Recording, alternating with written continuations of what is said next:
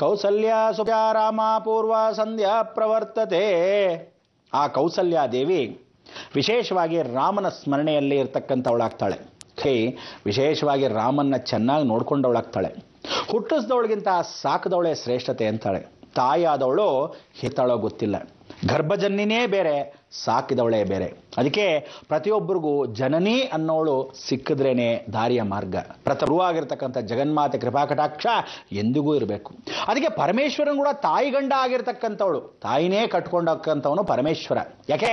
ಅರ್ಧಾಂಗಿ ಆಗಿರ್ತಕ್ಕಂಥವನು ಉಮಾರ್ದೇಶ. ಉಮಾ ಅರ್ಧ ಈಶಾ. ಉಮಾರ್ದೇಶಾಯ ವಿದ್ಮಹೇ ರಜೋತ್ಪಲಾಯ ಧೀಮಹೇ ತನ್ನೋ ಅರ್ಧನಾರೀಶ್ವರ ಪ್ರಚೋದಯಾತ್. ಆ ಅರ್ಧನಾರೀಶ್ವರ ದರ್ಶನವನ್ನು ತೋರಿಸಿದಾಗ ಅವನು ಹೇಳ್ತಾಳೆ ಜಗನ್ಮಾತೆ, ಇಷ್ಟ ಒಂದು ಸೌಂದರ್ಯವನ್ನು ನಾನು ಶಕ್ತಿಯಾಗಿ ಲಕ್ಷ್ಮಿ ಸರಸ್ವತಿ ಪಾರ್ವತಿ ಅಂತ ಕೊಟ್ಬಿಟ್ಟ ಮೇಲೆ ನನ್ನ ಈ ಶಕ್ತಿ ಕ್ಷೀಣವಾಗುವ ಸಮಯದಲ್ಲಿ ನನ್ನ ಶಕ್ತಿಯನ್ನು ಯಾರು ಸ್ವೀಕರಿಸ್ತಾರೆ ಅಂದಾಗ ಪರಮೇಶ್ವರ ಹೇಳ್ತಾನೆ, ಅಮ್ಮ ನನ್ನ ಜಗನ್ಮಾತೆ ಆಗಿರ್ತಕ್ಕಂಥ ನೀನು ನನ್ನ ಹೆಂಡತಿಯಲ್ಲೇ ಸೇರ್ಕೋ ಅಂತ. ಅದಕ್ಕೆ ಅವಳು ನೀಲಿ ಬಣ್ಣ ಆಗಿರ್ತಕ್ಕಂಥ ದುರ್ಗೆಯಲ್ಲಿ ಈ ಕಾಳಿ ಬಣ್ಣ ಆಗಿರ್ತಕ್ಕಂಥ ಜಗನ್ಮಾತೆ ಕತ್ತಲ ಆಗಿರ್ತಕ್ಕಂಥವಳು ಸೇರಿದಾಗ ನೇವಿ ಬ್ಲೂ ಬಣ್ಣ, ಅವಳೇ ಕಾಳಿ.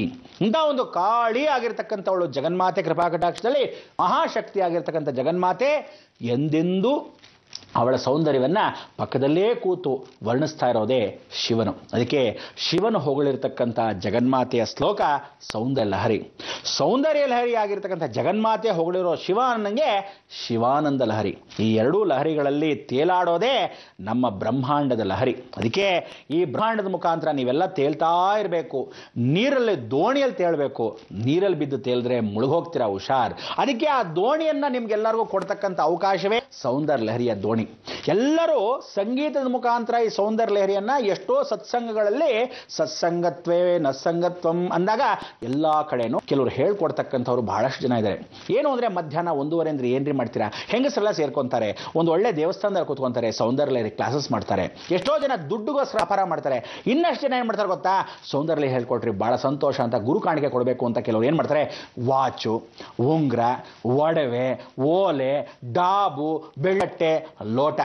ಅಯ್ಯೋ ನಿಮ್ಮ ಯೋಗ್ಯತೆಗಷ್ಟು ಬೆಂಕಿ ಹಾಕ್ತು. ಕಾಣಿಕೆಯನ್ನ ಭಗವಂತನ ಕೊಡಬೇಕು. ಗುರು ಕಾಣಿಕೆಯನ್ನು ಯಾವತ್ತು ಅರ್ಪಿಸ್ಬೇಕು ಅಂದ್ರೆ ನೀವು ಶ್ರದ್ಧಾ ವಹಿಸಿ ಅವರಿಗೆ ಏನಾದರೂ ಒಂದು ಸೀರೆ ತಗೊಳ್ಳಿ, ರೌಟ್ ತಗೊಳ್ಳಿ. ಒಡವೆಗಳಲ್ಲ, ಶಾಶ್ವತವಲ್ಲ. ಕೊಟ್ಟಾಗ ಅವರು ಇಸ್ಕೊಂಡಾಗ ದೇಹವಲ್ಲ ಮನೆಯೇ ಸರ್ವನಾಶ. ಯಾವತ್ತು ದೇವರ ಶ್ಲೋಕವನ್ನ ದಾನವಾಗಿ ಕೊಡಬೇಕೇ ಹೊರತು ದೇವ ಶ್ಲೋಕ ಯಾವ ಕಾಲಕ್ಕೂ ದುಡ್ಡು ಮಾರ್ಕೋಬಾರ್ದು, ಮಂತ್ರಗಳನ್ನ ಮಾರ್ಕೋಕೂಡ್ದು.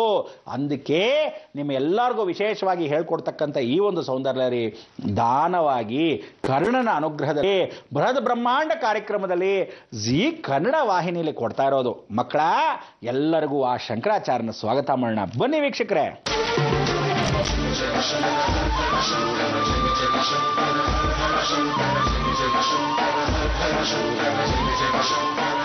ಜಗತಪ್ಪಿತಂ ವಂದೇ ಪಾರ್ವತಿ ಪರಮೇಶ್ವರಂ. ಈ ವಾರ ಆ ಪಾರ್ವತಿ ಪರಮೇಶ್ವರ ಕೃಪಾಕಟಾಕ್ಷದಲ್ಲಿ ನಾವು ಹೋಗ್ತಕ್ಕಂಥ ಸೌಂದರ್ಯಕ್ಕೆ ವಿಶೇಷವಾಗಿರ್ತಕ್ಕಂಥ ದೇವಿ ಅನುಗುಣ. ಇದರಲ್ಲಿ ಒಂದು ಸಲ ಹೇಳಿಸ್ತೀನಿ, ಎರಡನೇ ಸಲ ಕೇಳ್ಕೊಳ್ಳಿ. ಎರಡೂ ಶ್ಲೋಕಗಳನ್ನ ವಿಶೇಷವಾಗಿ ಮತ್ತೆ ಮನದಟ್ಟು ಮಾಡಿಕೊಂಡು ಆ ವಿಚಾರವನ್ನು ಮಾತಾಡ್ತಕ್ಕಂಥ ಈ ಗುರುವಾರ ಈ ಸೌಂದರ್ಯ ದೇವಿ ಆಗ್ತಕ್ಕಂಥವಳು ಸಂಪ್ರದಾಯಿನಿ ಯೋಗಿನಿ ಶಕ್ತಿ. ಸಂಪ್ರದಾಯ ಅನ್ನೋದು ಹೆಣ್ಣು ಮಕ್ಕಳಿಗೆ ಬರಬೇಕು, ಹುಟ್ಟುತ್ತಾನೆ ಬರಬೇಕು. ನೀವು ಹೇಳ್ಕೊಟ್ಟಾಗ ಬರಲ್ಲ. ಎಲ್ಲ ಆಚರಣೆಯಲ್ಲಿ ಯಾವತ್ತು ಮಾಡೋದು ಅನಾಚಾರ. ಮನೆ ಮುಂದೆ ಬೃಂದಾವನ ಇದ್ದಾಗಿರಬಾರ್ದು. ಬೇರೆಯವ್ರಿಗೋಸ್ಕರ ಆಚರಣೆ ಮಾಡಬೇಡಿ. ಸಂಸ್ಕಾರವಂತವಾಗಿ ಏನೂ ಅಕ್ಕಪಕ್ಕ ನೋಡದೆ ಆಚರಿಸಬೇಕು. ಅದಕ್ಕೆ ಈ ಸೌಂದರ್ಯ ಲಹರಿಯ ಶ್ಲೋಕ ಬಹಳ ವಿಶೇಷವಾಗಿ ಸಂಪ್ರದಾಯವಾಗಿ ಇರ್ತಂಥ ಅವಕಾಶವನ್ನ ಮಾಡಿಕೊಳ್ಳುತ್ತೆ. ಫಲ ಏನು ಕೊಡುತ್ತೆ ಅನ್ನೋದು ಶ್ಲೋಕ ತಿಳಿದ ಮಂತ್ರ ಹೇಳ್ತೀನಿ. ಬನ್ನಿ ವೀಕ್ಷಣೆ ನೋಡಿ ಶ್ಲೋಕವನ್ನ. ಕಮಪಿ ಮಣಿಪೂರೇ ಹುತವಹಂ ಸ್ಥಿತಂ ಸ್ವಾಧಿಷ್ಠಾನೆ ಹೃದಿ ಮರುತಮಾಕಾಶವುಪರಿ ಮನೋಪಿ ಭ್ರೂಮಧ್ಯೆ ಸಕಲಮಪಿ ಭಿತ್ವಾ ಕುಲಥಂ ಸಹಸ್ರಾರೇ ಪದ್ಮೇ ಸಹರಹಸಿ ಪತ್ಯಾ ವಿರಸೆ ಮಹಿಮೂಲಾಧಾರೆ ಕಮಪಿ ಮಣಿಪೂರೇ ತವಹಂ ಸ್ಥಿತಂ ಸ್ವಾಧಿಷ್ಠಾನೆ ಹೃದಿ ಮರುತಮಾಕಾಶವುಪರಿ ಮನೋಪಿ ಭ್ರೂಮಧ್ಯೆ सकलमपि भित्त्वा कुलपथम् सहस्रारे पद्मे सहरहसि पत्या विहरसे. ದೇವಿ ಏನು ಹೇಳ್ತಾಳೆ, ಸಹಸ್ರಾರೆ ಅಂದಾಗ ಅವಳು ಸಹಸ್ರ ದಳದಲ್ಲಿ ಕೂತಿರ್ತಕ್ಕಂಥ ಬೃಹಮಧ್ಯೆ ಎರಡು ಹುಬ್ಬಿನ ಮಧ್ಯದಲ್ಲಿ ಕುಂಕುಮವನ್ನು ಇಟ್ಕೊಂಡಾಗ ಜಗನ್ಮಾತೆ ಕೃಪಾಕಟಾಕ್ಷ. ಇದರಲ್ಲಿ ಸಹರಸಿ ಅಂದರೆ ರಹಸ್ಯದಲ್ಲಿ, ಆ ರಹಸ್ಯದಲ್ಲಿ ಪಥವಿಹರೆ ಅಂದರೆ ಜಾಗವನ್ನು ಹೊರಡ್ತಾ ಇರತಕ್ಕಂಥವ್ರು, ದೇಶಾದ್ಯಂತ ಹೊರಟೋಗಿರೋರು. ಗಂಡ ದೇಶ ಬಿಟ್ಟು ಹೋದವನು ಇದುವರೆ ತನಕ ಪತ್ತೆ ಇಲ್ಲ, ಮಗ ಬಿಟ್ಟು ಹೊಟ್ಟವನು ಎಲ್ಲಿದ್ದಾನೆ ಗೊತ್ತಿಲ್ಲ, ಪೊಲೀಸ್ ಕಂಪ್ಲೇಂಟ್ ಕೊಟ್ಟರು ಗೊತ್ತಾಗ್ತಾ ಇಲ್ಲ, ನಾವು ಹುಡುಕಕ್ಕೆ ಹೋಗಿಲ್ಲ, ಮನೆ ಬೇಜಾರು ಮಾಡ್ಕೊಂಡು ಹೊಟ್ಟೋದವರು ಇದುವರೆ ತನಕ ವಾಪಸ್ ಬಂದಿಲ್ಲ, ಕಳೆದು ಹೋಗಿರ್ತಕ್ಕಂಥ ವಸ್ತು ಮತ್ತೆ ಸಿಗಲಿಲ್ಲ, ಕಳ್ತನನೇ ಮಾಡಿದಾರೋ, ಕಳೆದು ಹೋಗಿರ್ತಕ್ಕಂಥ ವಸ್ತು ನಾವೇ ಕಳ್ಕೊಂಡಿದ್ದೀವೋ, ಜೀವನ ಪರ್ಯಂತ ಹುಡುಗಿಯಾಗಲಿ ಕಳ್ಕೊಂಡಿರೋದು ಮತ್ತೆ ವಾಪಸ್ ಬರಬೇಕಾದು ಹುಡುಗಿಯ ಶೀಲ ಎಲ್ಲವೂ ವಿಶೇಷವೇ. ಅಂಥದ್ರಲ್ಲಿ ಭಗವಂತನ ಕೃಪಾಕಟಾಕ್ಷ, ಈ ಸಂಪ್ರದಾಯಿನಿ ಯೋಗ ಶಕ್ತಿ ಅಂಥ ಒಂದು ದೇವಿ ಇವತ್ತಿನ ದಿವಸ ಯಾರು ದೇಶಾದ್ಯಂತ ಹೊಟ್ಟೋಗಿರ್ತಾರೋ ಈ ಶ್ಲೋಕವನ್ನು ಹೇಳಿದಾಗ ಮತ್ತೆ ಪುನರ್ಜನ್ಮನಿ, ಪುನರಪಿ ಅಂತಕ್ಕಂಥ ಇವಳು ಸ್ಥಿತಾಂ ಅಂತಕ್ಕಂಥವಳು ಸ್ಥಿತವಾಗಿ ಮತ್ತೆ ವಾಪಸ್ ಬರ್ತಾರೆ. ಪಂಚಭೂತಗಳ ವಶೀಕರಣ ಮಾಡ್ಕೊಳ್ತಕ್ಕಂಥ ಯುಗದಲ್ಲಿ ಪಂಚೇಂದ್ರಿಯಗಳಲ್ಲಿ ಅಗ್ನಿ, ವಾಯು, ಜಲ, ಭೂಮಿ, ಆಕಾಶ ಎಲ್ಲೆಲ್ಲಿರುತ್ತೋ ಗೊತ್ತಿಲ್ಲ, ಬಿರುಗಾಳಿಲಿ ಕೊಚ್ಕೊಂಡು ಹೊಟ್ಟೋಗಿದಾನೋ, ನೀರಲ್ಲೇ ಹೊಟ್ಟೋಗಿದಾನೋ, ಬೆಂಕಿಯಲ್ಲಿ ದಹನವಾಗೋಗಿದೆಯೋ, ಅಟ್ಲೀಸ್ಟ್ ಸುದ್ದಿ ಬರಲಿ.